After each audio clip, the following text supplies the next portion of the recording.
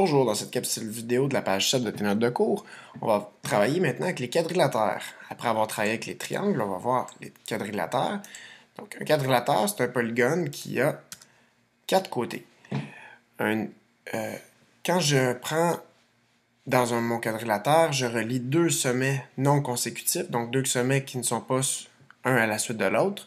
Donc, quand je relie deux sommets comme ça, je trace une diagonale. Donc, une diagonale, c'est un segment qui joint deux sommets non consécutifs.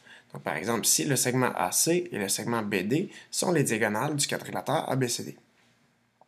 Puis à ce moment-là, puisque si je regarde mon triangle du haut et le triangle du bas, la somme des mesures des angles de chacun des triangles donnerait 180 degrés.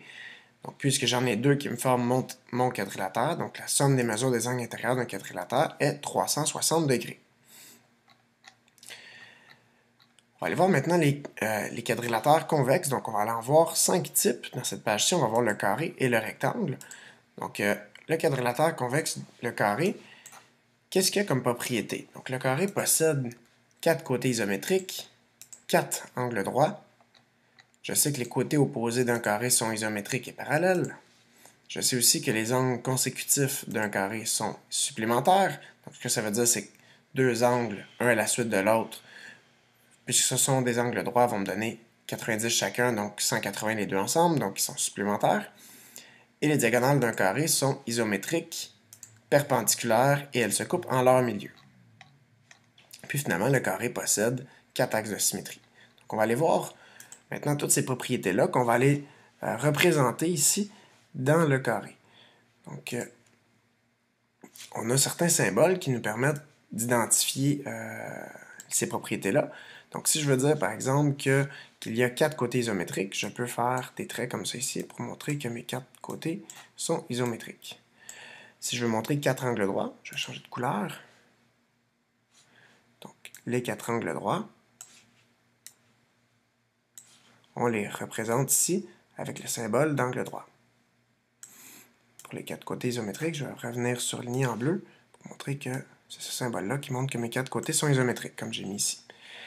Les côtés opposés d'un carré sont isométriques, je l'ai déjà représenté, et ils sont parallèles. Je n'ai pas de symbole pour montrer sur ma figure qu'ils sont parallèles. Même chose pour les angles. Les angles consécutifs d'un carré sont supplémentaires. Je n'ai pas de symbole sur mon carré pour montrer que les angles consécutifs sont supplémentaires. Par contre, pour montrer que les diagonales sont isométriques, perpendiculaires et se coupent en leur milieu, donc ça, je vais les représenter en rouge.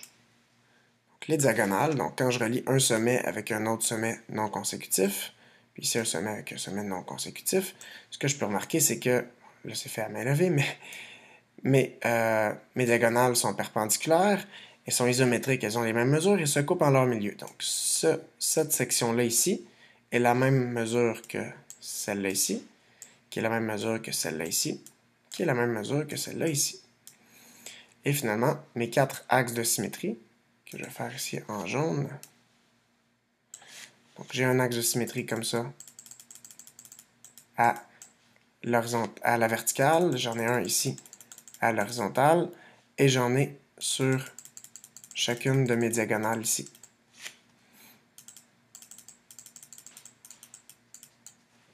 Voilà pour mes 4 axes de symétrie. Si je passe maintenant au à la prochaine figure, donc le rectangle.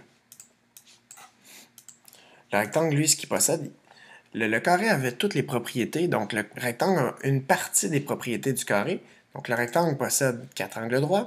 Les côtés opposés d'un rectangle sont isométriques et sont aussi parallèles. Les diagonales d'un rectangle sont isométriques et elles se coupent en leur milieu. Par contre, elles ne sont pas perpendiculaires comme le carré. Les angles consécutifs d'un rectangle sont supplémentaires, tout comme le carré, et le rectangle possède 2 axes de symétrie. Donc on peut voir que le rectangle a une partie des propriétés du carré. Donc on peut dire que un carré, c'est un type particulier de rectangle, mais le rectangle n'est pas un type particulier de carré. Donc le carré, dans le fond, on peut dire, fait partie de la famille des rectangles. Donc si on y va avec les symboles, on peut aller représenter maintenant les 4 angles droits du rectangle en bleu.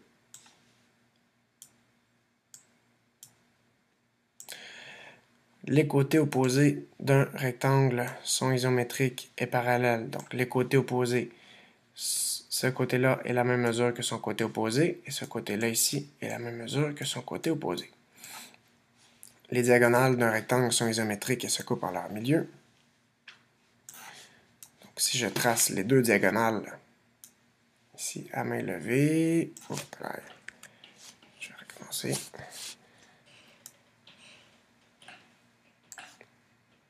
Donc, les diagonales, toujours mieux d'utiliser une règle. Voilà. Je vais le faire avec un segment, ça va être plus droit. Ah, beaucoup mieux. OK. Donc, les diagonales sont isométriques et se coupent en leur milieu. Donc, cette mesure-là ici, ce segment-là est la même mesure que le segment ici, qui est la même mesure que le segment ici, et lui ici aussi. Les angles consécutifs d'un rectangle sont supplémentaires, et finalement, le rectangle possède 4 axes de symétrie, que je vais venir ici en bleu pâle. Pardon, 2 axes de symétrie. Donc, le carré, lui, en avait 4. Le rectangle en a seulement 2. Donc, à la verticale et à l'horizontale. Mais il n'en a pas selon les diagonales. Ça ne fonctionne pas, puisque ça ne serait pas symétrique si je faisais selon la diagonale. Ça ne va pas se replier de la même façon si je repliais selon l'axe de symétrie. Voilà, dans la prochaine capsule vidéo, on verra 3 autres types de quadrilatères. Merci.